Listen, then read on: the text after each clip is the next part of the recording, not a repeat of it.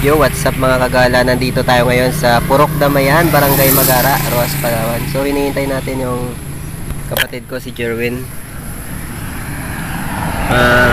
Doon na sila ngayon sa Purok Malatgaw. Kasi, bali, may motor siya, tapos sinundo niya kami. Kaso, hindi kami kasya sa motor, kaya inuna niya si Mrs., tapos si Zoe, tapos si Bea.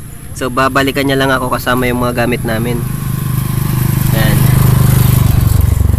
Ayan. So nandito kami ngayon sa Rojas para bisitahin si nanay kasi birthday niya bukas. So si Kagalang Joel ay nandoon na rin. So ayan, medyo haggard na ako sa biyahe kasi dapat 10 to 11 pa yung pick up time ng Qatar. So pero nagkaroon ng problema, konti lang naman. At salamat kasi nakapag-adjust naman kami at nakapag-adjust din yung Qatar. Ayan, at nandito na kami ngayon. So abang-abang.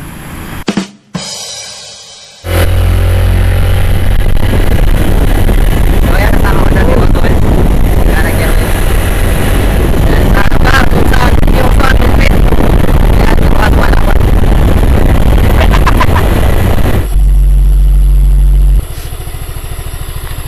So, ito ang nature dito sa Rojas. Ayan, diba? Buhay probinsya mga kagala.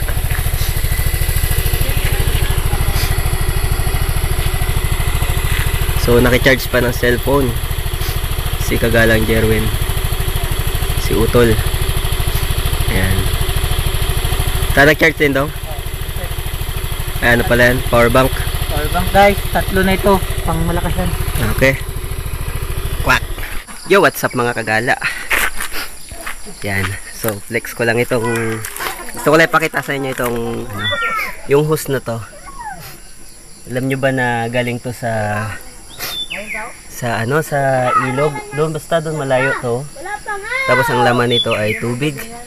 Kung saan papunta ito doon sa kusina nila nanay. Dito sa bukid. So ayan, tingnan natin doon. So ito, yan. Tuloy-tuloy yan. Yan. Ayan o, yan. So tuloy-tuloy lang ito. Wala itong patayan. At walang bayad. So yan, sa Puerto Princesa may binabayaran tayong minimum. Pero dito tuloy-tuloy lang yung tubig. So yan, puno na dito. So magluluto kami ng tinuguan dahil birthday ni nanay. Nay, happy birthday. Naks. So ito yung aming traditional na pugon. Yan.